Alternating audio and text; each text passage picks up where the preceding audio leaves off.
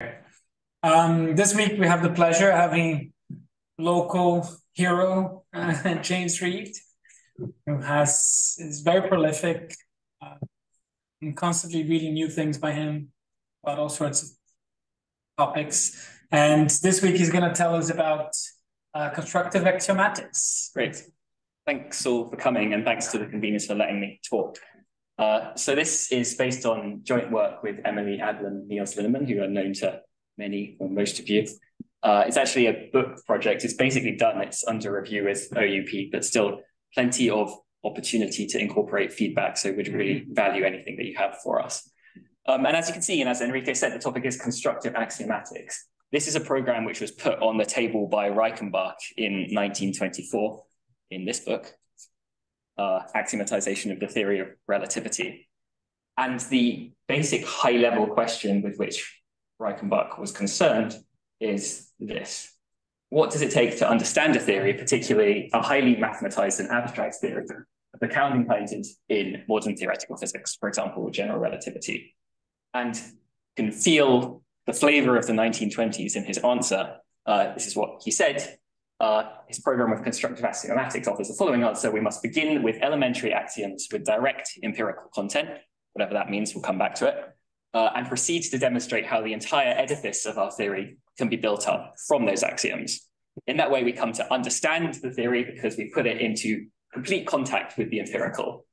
Now, even if you don't buy into that understanding thesis, you think that you can understand something even if you haven't made direct contact with the empirical, there's still a lot of value in this kind of project to see the extent to which it connects up with the empirical, or the extent to which it can be built up from more basic structures, and so on and so forth. And we'll see more of that today.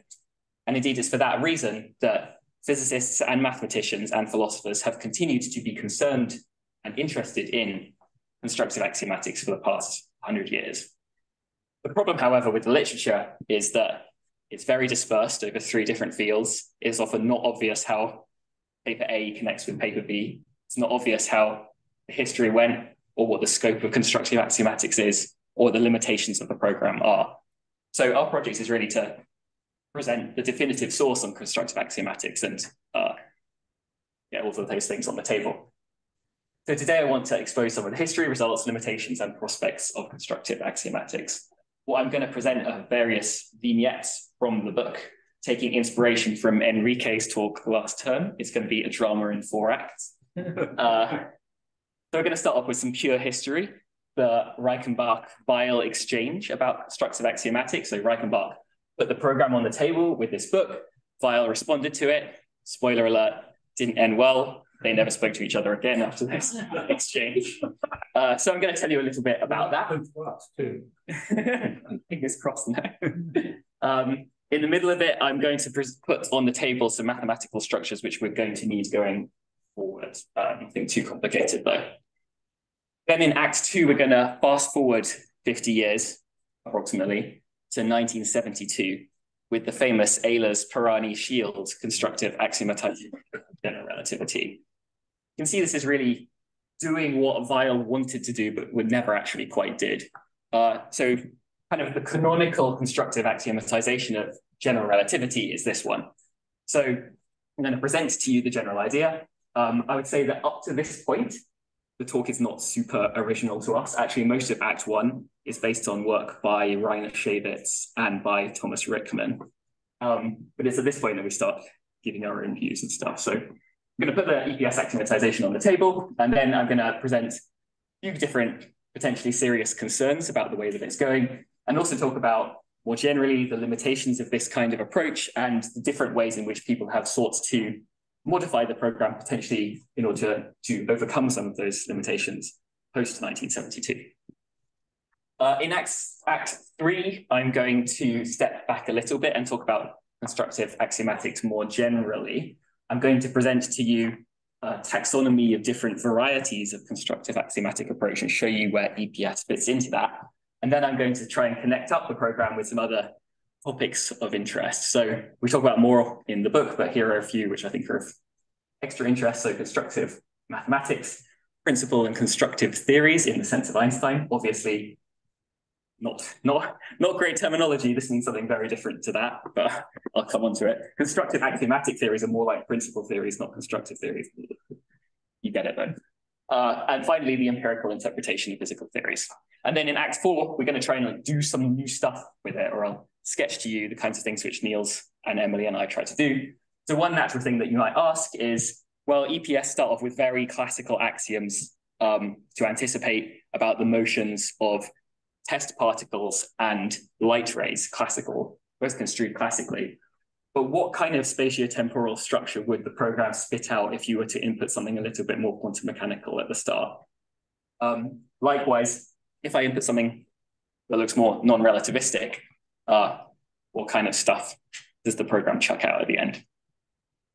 Good. If people have questions in the talk, just say, especially clarificatory questions. Okay, so we'll start off with Act 1, the Reichenbach-Weil exchange. So here's some history, which I think we're all going to be familiar with. But just to remind you, after a decade-long struggle, Einstein completed his general theory of relativity in 1915. And this was really a golden age of interaction between physicists and philosophers and mathematicians. You've got, Hertz, Helmholtz, Poincaré, Reichenbach, Einstein, Cassirer, Weil, and the list goes on. What a wonderful period for these disciplines.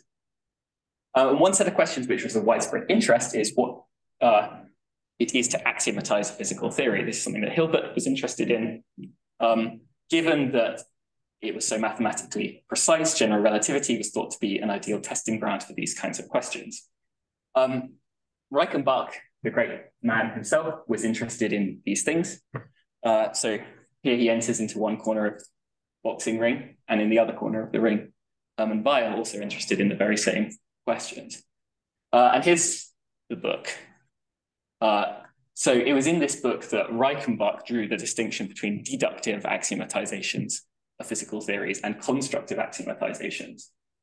So here's the idea of a deductive axiomatization. Begin with some elementary axioms, perhaps selected on the grounds of, say, mathematical simplicity, and then build up your theory from those elementary axioms, and then correlate the objects in your deduced theory with things in the empirical world. The empirical content of the theory comes in the third step. Constructive axiomatics kind of flips this on its head. So you begin with some elementary axioms, but this time supposedly directly correlated with things that you can access empirically. So again, just to look forward a little bit, in the so-called causal inertial constructive axiomatic methodology, which is something that Weil liked and EPS picked up on, the inputs are going to have to do with trajectories of freely falling bodies and light rays. And the thought is that pretty straightforwardly, actually I think it's not so straightforward, but the thought is you can pretty so straightforwardly access those things. And then you build up your theory in question from axioms to do with those supposedly empirically uncontroversial things from which you started. And in this way, again, as I said at the start, the entire theory can be known to stand on solid empirical foundations. Here's Reichenbach on the program near the start of the book. It's possible to start with the observable facts and to end with the abstract conceptualization. A certain loss of formal elegance will be balanced by logical clarity. The empirical character of the axioms is immediately evident, and it's easy to see what consequences follow from their respective confirmations and disconfirmations. Such a constructive axiomatization is more in line with physics than a deductive one, precisely because it serves to carry out the primary aim of physics, the description of the cosmos world. And Reichenbach transparently thought this was very important. So he declared, only Oliver is laughing. Einstein's theory stands or falls with my axiomatic. The more I read of Reichenbach, the more I recognize this as typical Reichenbachian bluster. Okay, so here's the interlude about mathematical structures. So we need to get two different things on the table. And again, I think a lot of you will know this already. So the first is conformal structure. Lots of different ways, or many different ways to present conformal structure. The way that you might find it in a modern textbook would be something like this. It's an equivalence class of Lorentzian metrics, which potentially differ by this space-time, possibly space-time dependent scale factor. This is not the best way of presenting conformal structure from the point of view of someone engaged in constructive axiomatics, because they don't want to presuppose metrical structure at the start. They need to build that metrical structure up from more elementary things. And so what you'll find in EPS, for example, but also in other constructive axiomatic approaches to general relativity, is this, a field of infinitesimal null cones defined over M. And that's basically what the conformal structure is giving you, right? It's giving you the like structure. So you can show that these things are equivalent, but this one has the merit of not using equivalence classes of more sophisticated stuff, which you're not allowed to help yourself to yet. Likewise, projective structure, you might well find in a textbook, it defined as something like this, an equivalence class of affine connections which agree on what the geodesics are, but potentially disagree on parameterization. But again, the constructivist is not necessarily allowed to help themselves to affine structure to give a definition like this. And so this is just lifted from EPS. Here's how they define it. A family of curves called geodesics whose members behave in infinitesimal neighborhoods of each point P in the manifold as straight lines in projective floor space. Basically, projective structure is telling you what the geodesics are. Again, you can show that these things are equivalent. Okay, good. So those are the things that we're going to be talking about a lot because we're going to be interested in this causal inertial version of constructive axiomatics, which Weil liked and which EPS liked. Why are we interested in these things? Well, the thought is light rays are going to tell us what the conformal structure is.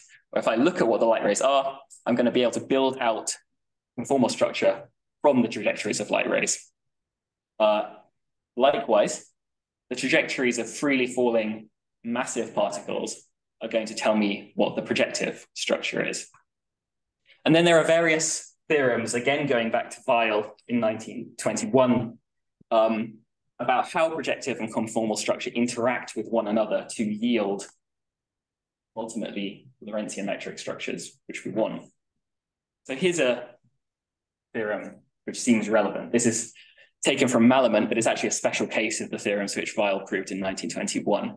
So Malament says, assume that I've got two metrics, G prime and G, which are conformally equivalent, and further assume that G prime and G agree as to which smooth time-like curves can be reparameterized so as to be geodesic. So projectively equivalent, focuses on just time-like curves, but doesn't matter, just they're projectively equivalent.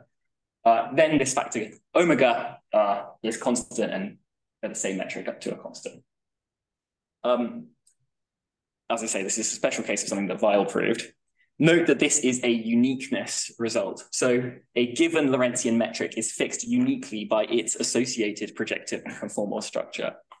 This is conceptually distinct from me saying, let me give you some random projective structure and some random conformal structure. What can I build out of those guys? What else is thereby fixed? So Weil proved the uniqueness result, but he didn't prove anything to do with this existence result. You couldn't prove it just from being given the time-like curves that can be reparameterized to be geodesic. You also need that extra assumption that G prime is equal to omega squared G. Well, that's what tells you that the metrics are conformally equivalent. I know. Yeah. No, I mean, just a second assumption is not sufficient. If I'd say, assume G prime and G agree as to which smooth time-like curves can be parameterized to be geodesics, then that's not enough. Not to fix the metric uniquely, no. Sorry, what was that claim again? Sorry, I was just. The claim was if I have two metrics which are projectively equivalent, are they thereby the same up to a constant? And the answer is no. Yeah. All right, that was the maths. Now back to the history. So this is where things get ugly. So in the axiomatic, Reichenbach mentioned that the structure of special relativity could be built up from the paths of light rays alone, didn't say anything about projective structure. Weil pointed out to Reichenbach that you also need the paths of force-free massive particles associated with projective structure. He said equivalently, you can also think about various compactification conditions and topological conditions. I won't go into that, but look at the Reiner-Schewitz article in the bibliography if you're interested. As documented in Reiner-Schewitz, Reichenbach repeatedly ignored Weil's admonishments and cautions, much to Weil's discontent. Here's Reiner-Schewitz's summary of the situation. We find in Reichenbach's axiomatic not only the insistence that a problem can be solved that Weil has long argued cannot be solved, but also not even a mention that it was ever Weil who alerted him to the problem in the first place. So it's not looking great for Reichenbach. And interestingly, some similar things go on in Reichenbach's fallout with Einstein in the 1920s, but that's the story for another day. it really has the flavor of the school playground, this exchange. So Weil wrote a fairly scathing review of this book and said, not only is it mathematically wrong, but also trivial and kind of boringly written. And could be done in a few pages, I think. To which Reichenbach's response, it was, I will be the judge of what's trivial and boring, Weil. And then that's with each other. So, yeah. If you look at his axiomatization of general relativity, Reichenbach kind of changes tack in a slightly jarring way when you read the book. He uses idealized rods and clocks in local neighborhoods to recover the metric field. So you're not going for this kind of causal, for him just causal, but for Weil, causal inertial strategy. There are lots of worries. I'm not saying that these worries can't be overcome, but these are the kinds of complaints which people raised against that way of going. So use of local neighborhoods, not sufficiently well defined in a constructive approach. It's at least not as elegant to presuppose such potentially diverse and sophisticated and intricate and problematic devices as rods and clocks. So Weil thought, well, I want to make this cleaner, want to make it applicable to general relativity as well. And here's the causal inertial axiomatic approach which he proposed, which I've already mentioned. The thought, if one associates conformal structure with the parts of massless particles and projective structure with the parts of force-free massive particles, this thereby affords the means to ascertain the metrical structure of general relativity. But to stress, again, and I'm going to stress it in later slides as well, he didn't actually prove this. He proved the uniqueness result, which I mentioned, that a given metric is fixed up to a constant by its respective. He didn't tell you that I can invariably obtain a Lorentzian metric from some randomly specified projective formal structure. Yes, sir. Did he really use the term massless particles and then what gives? Right, so Weil's proofs of the theorem that I was mentioning back on the slide where I had the Malamud theorem were in 1921. But Weil continued to talk about these things after he fell out with Reichenbach, and I think he still had a lecture on it. I can't remember the exact year. It might be 1924 or 1925, around then anyway. I would need to double check the exact language that he used. I mean, because the photon was problematic in 24.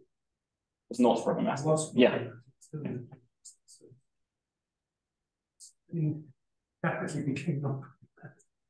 Yeah, I'd be surprised. You're right. This is my language, by the way. This is not a quote. So I'd be surprised if you use this language.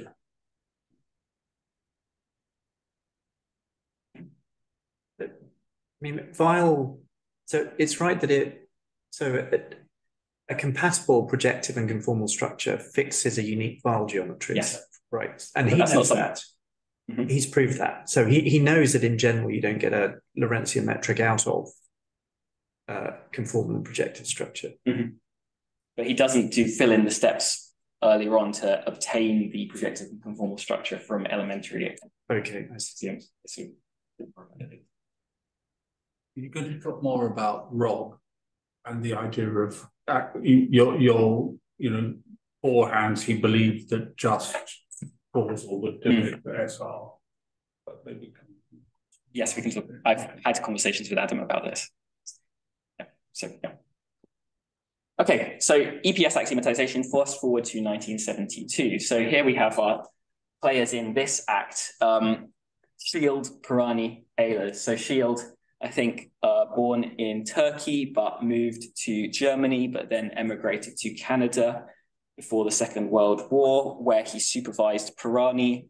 Schild then moved at some point to Texas, where they invited lots of famous people over the course of the years, including at some point Ehlers, which is how they all got to know each other, and produced this paper in 1972. The paper is in a Festschrift for Synge. So Synge liked the so-called chronometric approach to the metric of general relativity, saying basically something like the clock hypothesis that ideal clocks read off metrical intervals, ideal rods read off metrical intervals, that kind of thing. Point of this paper was to kind of push back against this and say, can we get access to the metrical structure via some more elementary means?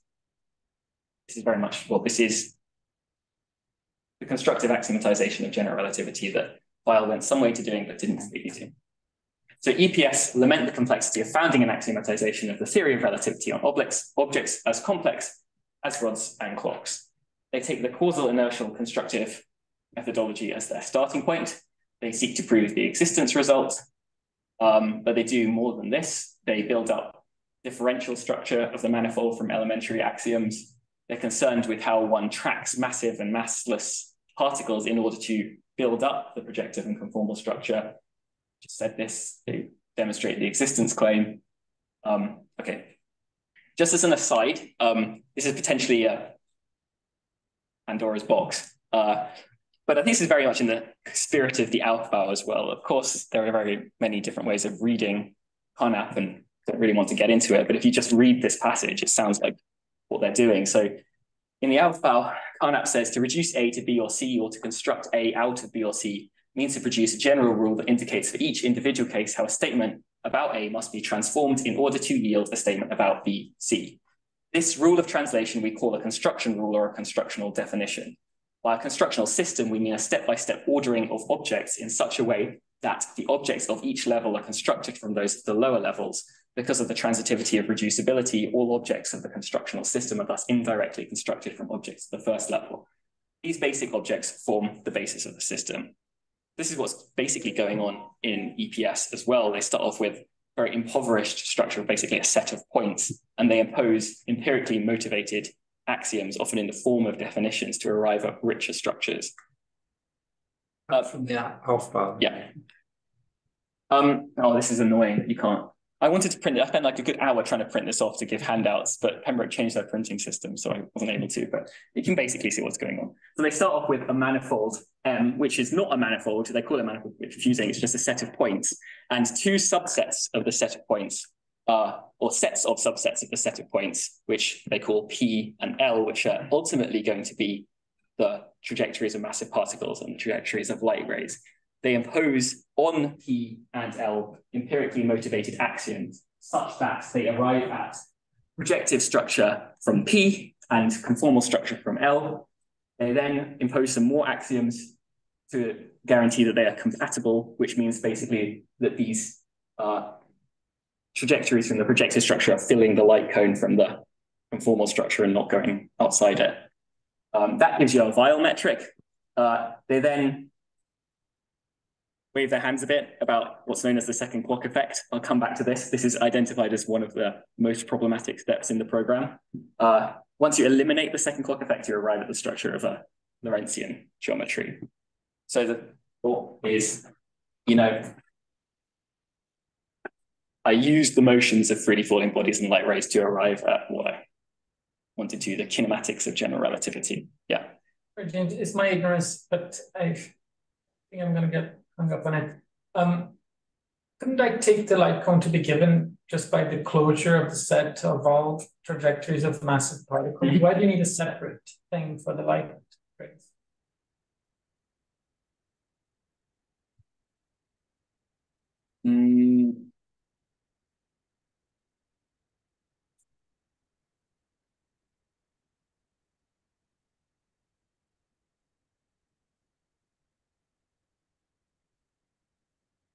I mean, maybe I'm missing something. Maybe you could do that, but you'd somehow be one of it.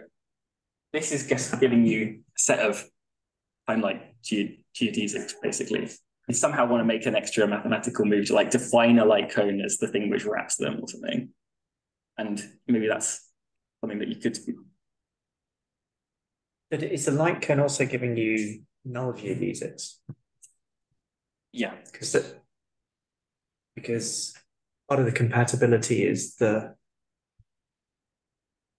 meshing of the time-like geodesics with the null geodesics, I think. Mm-hmm. Is that right? So it's not merely that this is the surface, the boundary, the completion of the kind of... Mm-hmm. It's not just a cone. Yeah. But I was thinking that Enrique was saying that you could define something, just hook something up as and define it to be a null geodesic. Which right, okay. Yeah. Potentially, yes. Yeah, maybe we can talk about it more. All right, so EPS build up the differential projective and conformal structure from the three sets of axioms D, P, and L, which have to do with differential structure, projective structure, and conformal structure, L, light. Sometimes, though, the axioms are used in rather complex geometrical constructions, and it's a bit difficult to read and follow what's going on in the article. It's kind of self-consciously terse.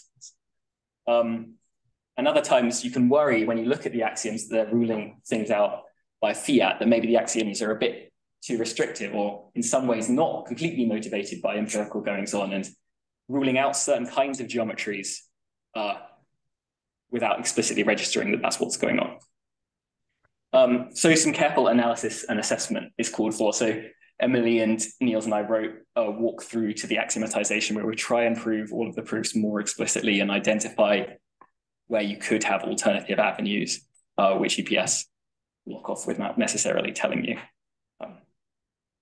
Okay, so rather than going through the whole axiomatization, I think that diagram is basically sufficient. I'm happy to talk about more steps if people want, but I want to focus on certain problems and concerns which you might have about it. So the first is something which I just mentioned. You might worry that certain axioms are ruling things out by fiat. So as one example of this, take one of the first light axiom. So this is kind of long. We don't need to read it all out, but maybe I will just to like give you a flavor of kinds of things that they write down. So they say any event E has a neighborhood V, this big one, such that each event P in V can be connected with V to a particle by at most 2 light rays. So E here is connected to this particle trajectory by 2 light rays, but if it was staying here, it would just be connected by 1 light ray. And it's never the case that it's connected by 3 light rays in this neighborhood. Moreover, given such a neighborhood and a particle P through E, there's another neighborhood U, which is smaller than V, so this little one, such that any event in P in U can in fact be connected with this particle trajectory P within V by precisely 2 light rays. So here we've got P connected to the particle trajectory by 2 light rays. And these intersect P in 2 distinct events, E1 and E2. Sorry. If T is a coordinate on this line inside V, with T of E, this point inside U is equal to 0, then I can define this function G, which is of class C2 on U. They do a lot with G. They basically differentiate it twice and arrive at a tensor density, which they associate with the conformal structure.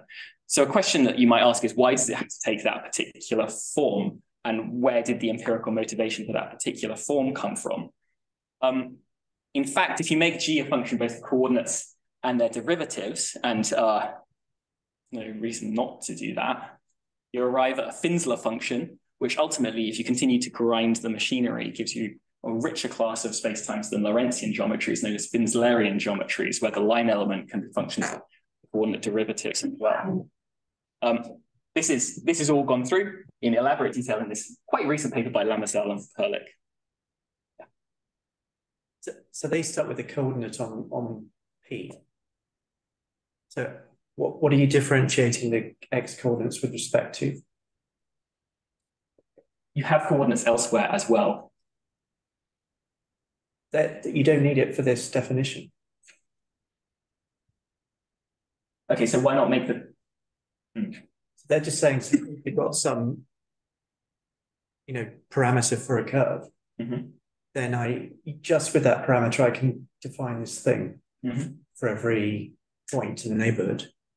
But I think there's still the question about, is this the most general thing that you could define?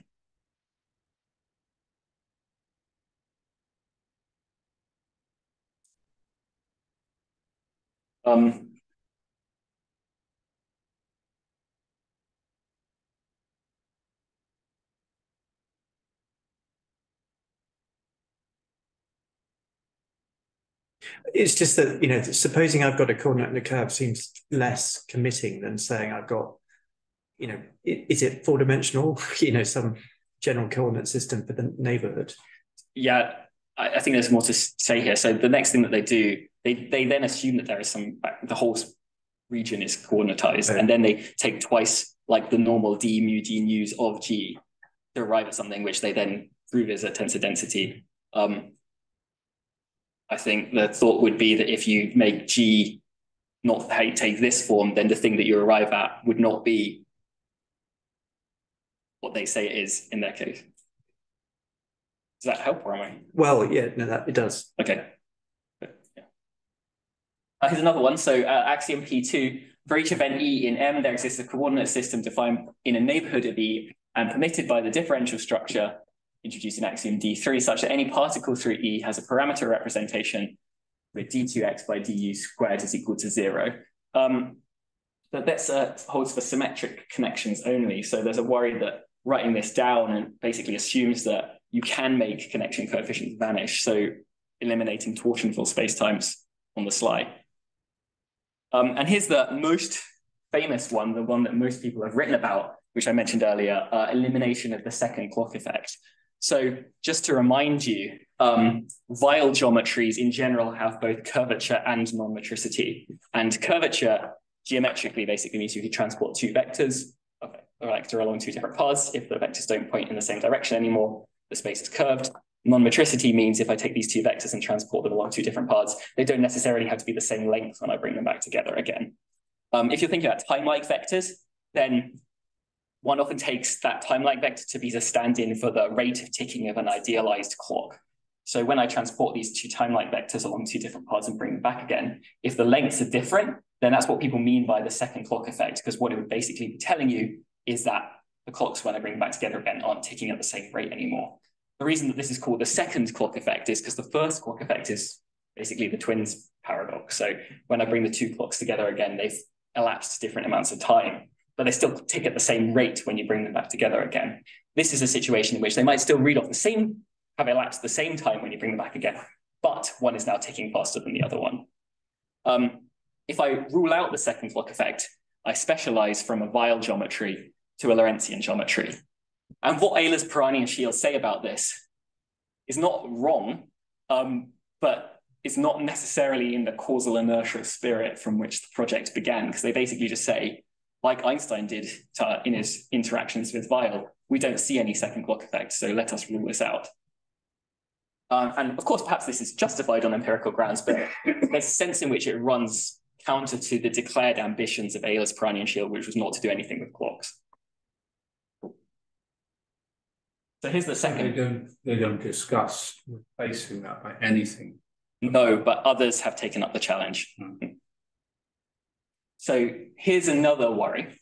There hasn't been a great deal in philosophy by the kinds of people that we know and love about Ehlers, Pirani, and Schild. But there was a kind of small wave of interest in the late 70s with Winnie and Sklar and Salmon and a few others. And they said very on-point things. And Sklar identified this concern. So the concern is basically, what are the freely falling bodies? You've just assumed that we have access to them, but how do I know what the freely falling things are? Sklar wrote, when we move on to the role of particles in the EPS formalism, we see that any hope of totally undercutting conventionality about the metric is unsupported by the formalism. EPS formalism assumes that we know what a free particle is. And the thought is, if I identify this set of time-like trajectories with the free bodies, I might arrive at one geometry, but if I identify some other set, I might arrive at some other geometry. So I need some antecedently given standard of what the freely falling bodies are. One way to do that would be to presuppose space-time structure. So if you're Michael Friedman, you'll say that the freely falling bodies are the ones which are following the inertial trajectories associated with some given piece of spatiotemporal structure, but then the program is transparently circular. You need some other way of identifying what the freely falling bodies are. Now, there are various different ways in which you might try to give some criterion for what it means to be force-free, freely falling, without invoking spatiotemporal structure. We can talk more about different options. I think some are more promising than others. Coleman and Corte got maybe like 5 to 10 papers out of this topic in the 80s. They're really sophisticated in some ways. They use like very fancy machinery of jet bundles and other stuff, but it kind of boils down to what they call the monopole criterion. So for them, a monopole is like a structureless body, potentially charged, but otherwise infinitesimally small body. If two monopoles of the same class are launched at nearly the same event with nearly the same free velocity, then under all external physical conditions, their future worldline paths will be nearly the same.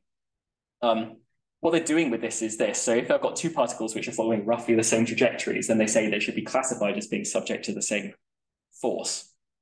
Fair enough, but I'm not sure that this provides us with a criterion of what's forced and what's unforced when you get into it for fairly obvious reasons. even given the monopole criterion, which set of monopoles is to be identified as the one which is force-free. You just have given us some machinery for classifying different kinds of monopoles as being subject to one kind of force versus another kind of force. But I don't really know which ones are the force-free ones, so I still seem to have a choice there. And what about monopoles which are not remotely in the same neighborhood? Not obvious what to say. Sorry, I thought that the first quote from them about the monopole criterion, I was envisaging that you somehow go through all the possible ambient forces you know of, and then you say, well, these guys are falling the same way in all these scenarios, so they may have indeed charges, but they're not anything, whatever their charge is, that make them merit the name monopole rather than S particle or something, that they're not charges that these forces couple to. Well, I mean, we should... That's the kind of a thought that they have in answer to these concerns. So I'm not sure it would obviously address the second one. No, it doesn't. Sorry, the first one. Sorry, But sorry, maybe I'm not understanding. So, well, let's leave it because you have to stop interrupting. Brian Pitts talked about this as well. I think I agree with him that they haven't completely avoided the spectrum of conventional choices here. That's, again, not obviously completely unproblematic. It still allowed us to have a clearer idea of what's a conventional input into our theories. But it is showing that their axioms are not so uncontroversially purely empirical as they might have purported them to be.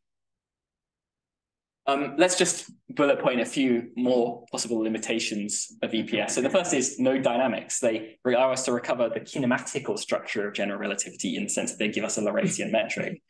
But there's no mention of the Einstein equation in the article. There's no mention of how the Einstein equation couples to material fields and so on. So it still seems like there's a lot more to be done. I'm not going to talk about it in the slides, but there are other constructive axiomatic approaches. For example, the premetric approach to electromagnetism of Friedrich Hale and his collaborators, which I think do chuck out dynamics. So interesting differences between this one and that one. Locality restrictions, as this is all done locally, we don't really learn anything about the global topology of space-time via this approach.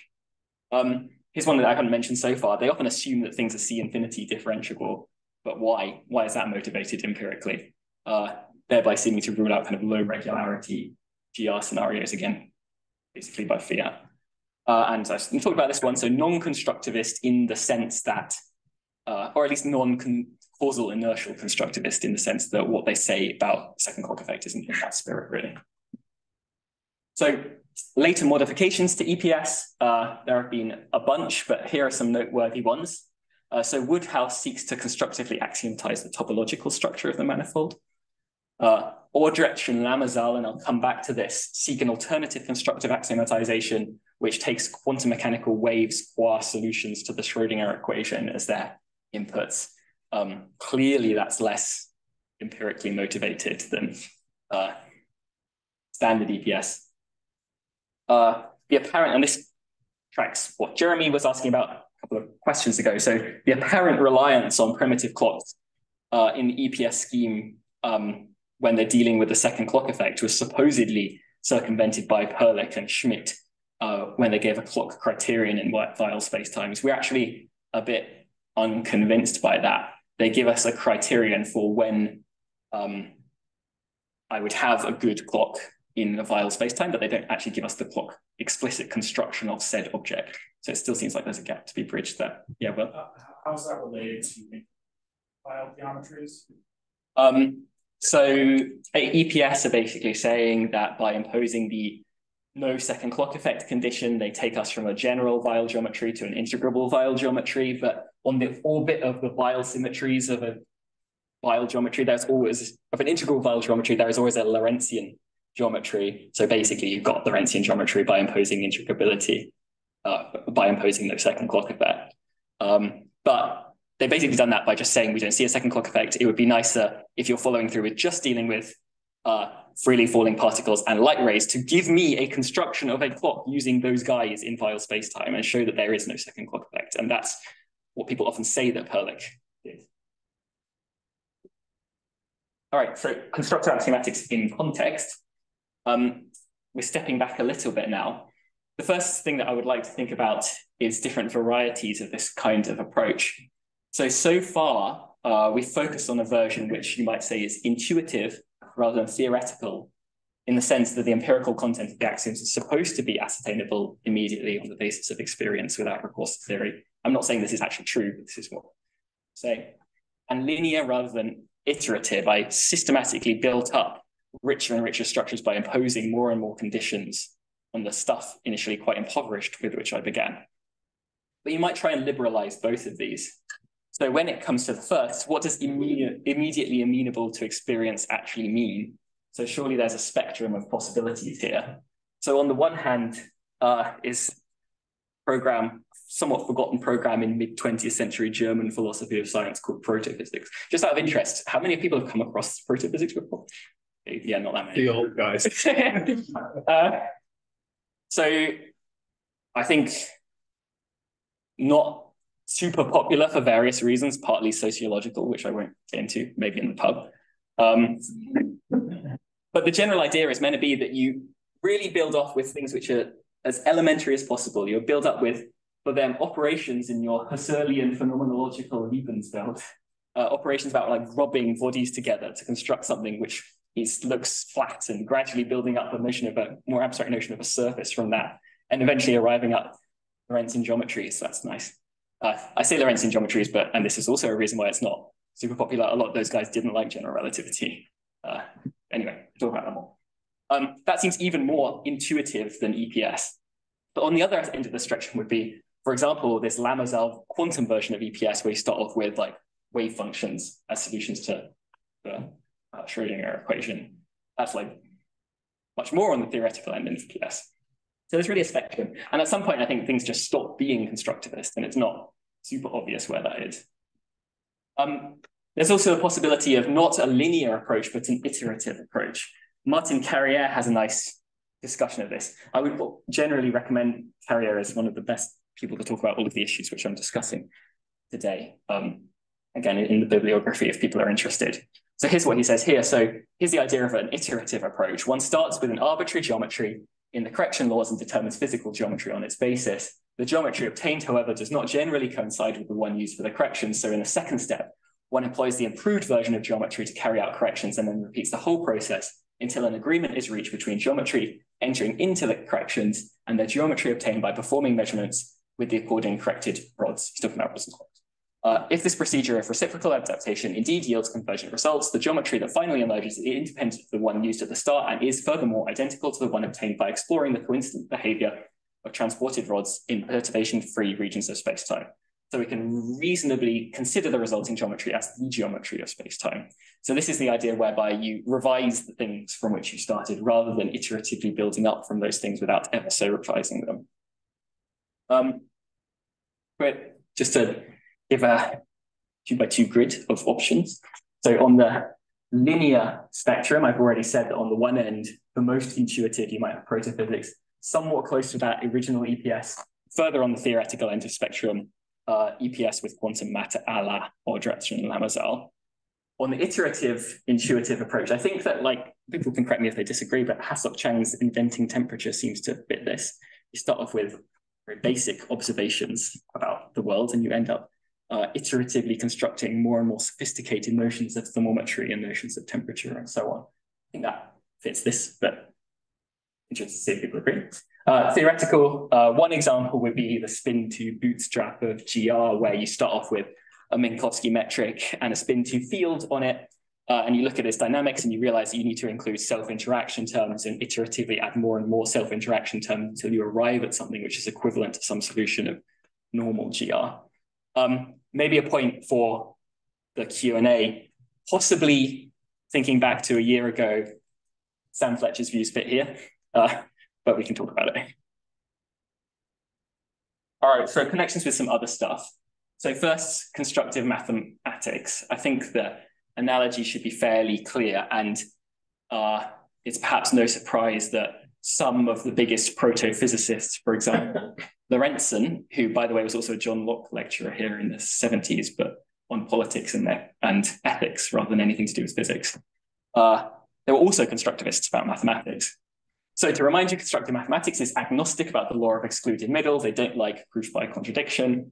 There are different versions of this thing. So Bishop's version is epistemic. How can we come to acquire knowledge of the relevant mathematical objects by relying on proof by contradiction? Brouwer's version, known as intuitionism, is ontological. Mathematics as a mind-dependent affair needs to be studied by seeing how it's built up on a minimal ontology of intuitive statements. Clear parallels with space-time constructivism. In both cases, we're trying to build up problematic notions from things which are supposedly more intuitive. The connection between principal and constructive theories. So I think it's fairly evident that constructive axiomatizations are more akin to principal theories. They start off with something which is phenomenologically indubitable and try and build up a theory from that.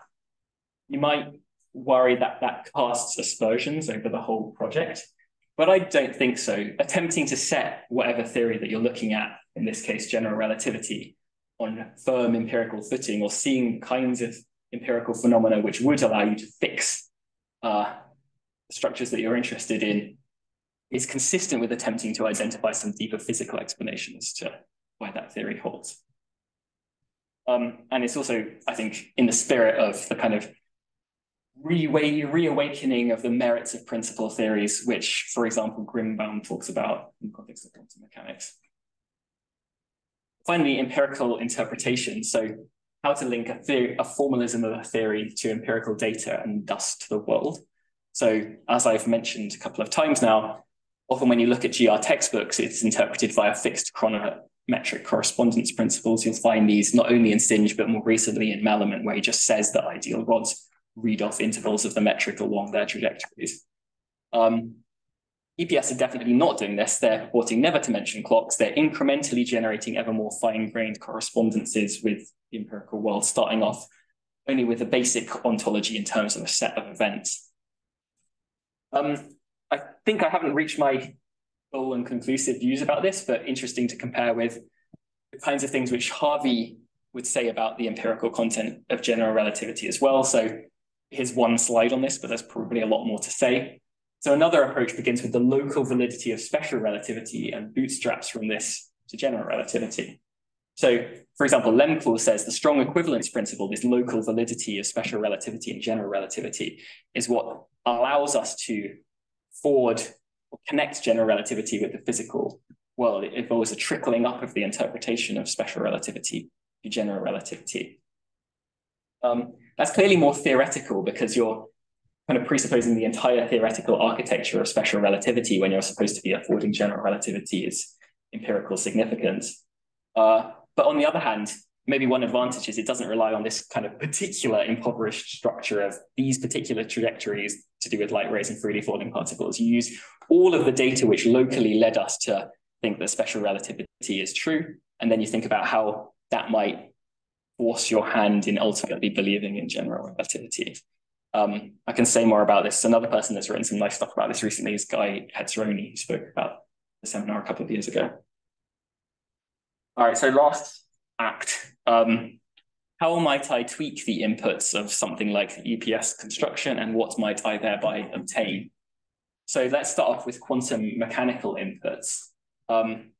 So suppose that in the EPS approach, all classical light signals were replaced with quantum light signals, or particles were replaced by quantum particles. So suppose that you started off treating your inputs as superpositions in a way that I'll be more precise about in a second.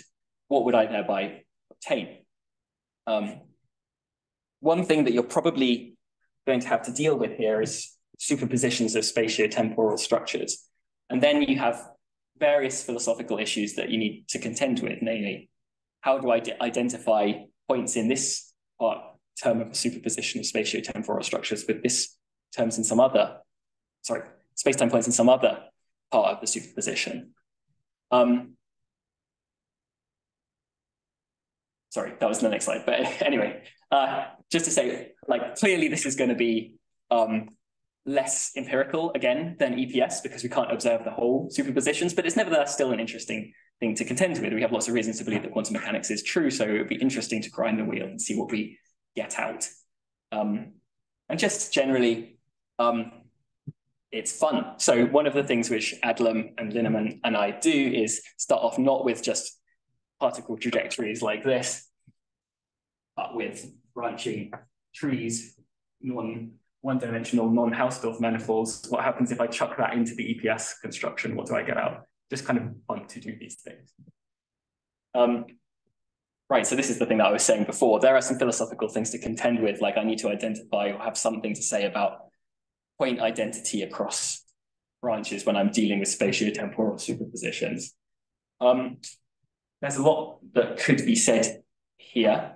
That's ultimately going to determine whether you've got a superposition in spacetime or a superposition of spacetime. It's the same points in each branch, then it looks more like the first. Lots of people have said lots of interesting things about this. So Penrose basically says by his idea of gravitationally induced class that these kinds of spatiotemporal superpositions aren't possible. Barber engages with this and talks about best matching across branches. And I think there are interesting differences with that versus the kind of best matching which happens in shape dynamics, looking at Enrique. But what I would say is that best matching in shape dynamics doesn't really have any empirical consequences. It's about making stuff simpler when you compare like this 3 geometry to that 3 geometry. Whereas here, if I want to say for the points in this branch, identify the points in this branch with the points in this branch, then different adjudications will affect how close things are or how far apart things are on recombination, if that ever happens, which might end up having empirical consequences. That would be the gloss, but we can talk about it. So is that the end of time book that you're referring in 2001? I don't think so. It's not. Okay. I can check that. Yeah. It's not the end of time. And then Hardy has recently, or more recently, talked about kinematical indifference. So he says it doesn't really matter as long as you construct a theory which is invariant under quantum diffeomorphisms, which is a term introduced by Anandan, who I gather was Harvey's student some years ago. And a quantum diffeomorphism is a diffeomorphism which can potentially act differently in different branches of a spatiotemporal superposition. So I might shift stuff around in this branch, but remain the identity in this branch. As long as my theory is invariant under quantum diffeomorphisms, it doesn't really matter how I identify points across branches. That's what Hardy says. Anyway, there are different kinds of quantum EPS constructions which you could follow through with. I'll just give you the flavor of, we present a few different options. I'll give you the flavor of how different ways that you might go. So in the numbered points here, we have the original EPS axioms, and then in the Qs, we have our proposal for a quantum version of it. So here, we replace the first, very first thing which appears in EPS, a point set M is a set of events with this thing. So a point set M is a set of events where each event is identified with an element in a quantum basis. So M defines the Hilbert space. No, it's this M. And then light rays and freely falling particles are superpositions, sets of superpositions of those guys, rather than just subsets of this guy. Then follow about 10 pages, but you get superpositions of different classical space-time structures, which is nice.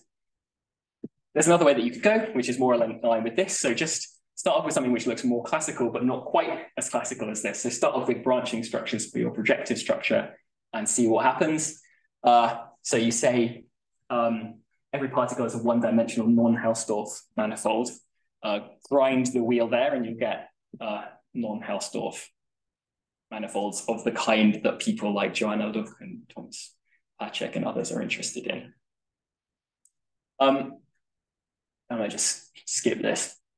So to compare these guys, in the superposition-based approach, in a way, it's more general because you're starting off, you're already quantizing your space-time, whereas in the other second one that I presented, you're starting off with something classical.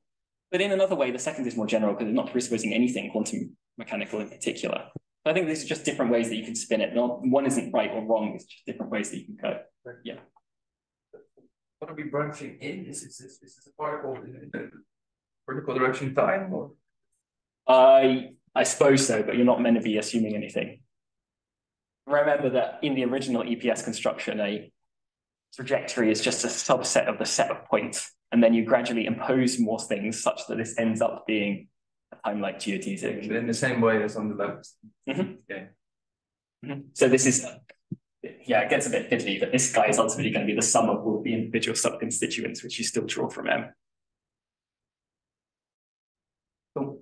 Non-relativistic inputs. So in non-relativistic spacetimes, like fundamentally what you're doing is widening the light cones to form horizontal hypersurfaces. So this is going to require some modification of the notion of conformal structure, which was going into the EPS construction. It's not going to be a field of null or cones anymore. So what is it? And even then you get kind of stuck and people say different things. So here's the relativistic version of conformal structure. People in cosmology, especially Gibbons, Duval, Horvath, and others have been interested in non-relativistic cosmology, talking about fancy versions of Newton-Cartan theory and so on recently, and talking about conformal symmetries of these kind of classical space-time structures.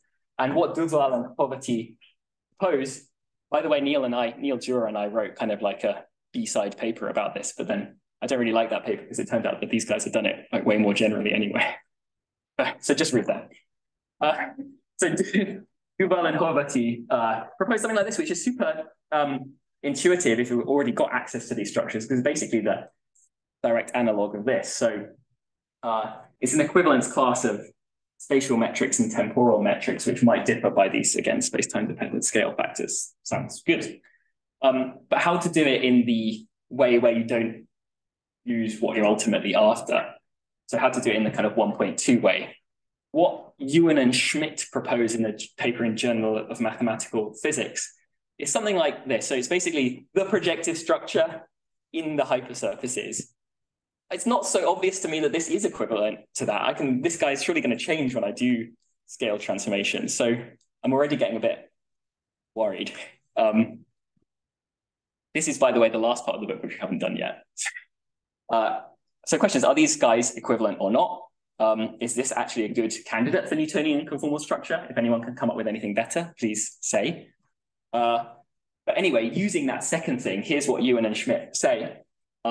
So suppose, as given, a set of points and 3 classes of lines. World lines are all possible freely falling test particles, a subclass of world lines with infinite velocity, which are the kind of spatial projective structure lines, and another class of world lines of gravitational matter. This last class is going to be needed to fix an observer vector field, which is ultimately needed to fix a Newton-Cartan connection uniquely. We'll talk about it more. Then if there exists a Newton-Cartan space-time structure compatible with these data, it's unique up to the choice of units. So there's a few things to say. First of all, this gravitational matter stuff, where did that come from? How do I have direct empirical access to that? There's at least seemingly more to be said there. Is their notion of non-relativistic conformal structure problematic? I've already flagged possible worries there.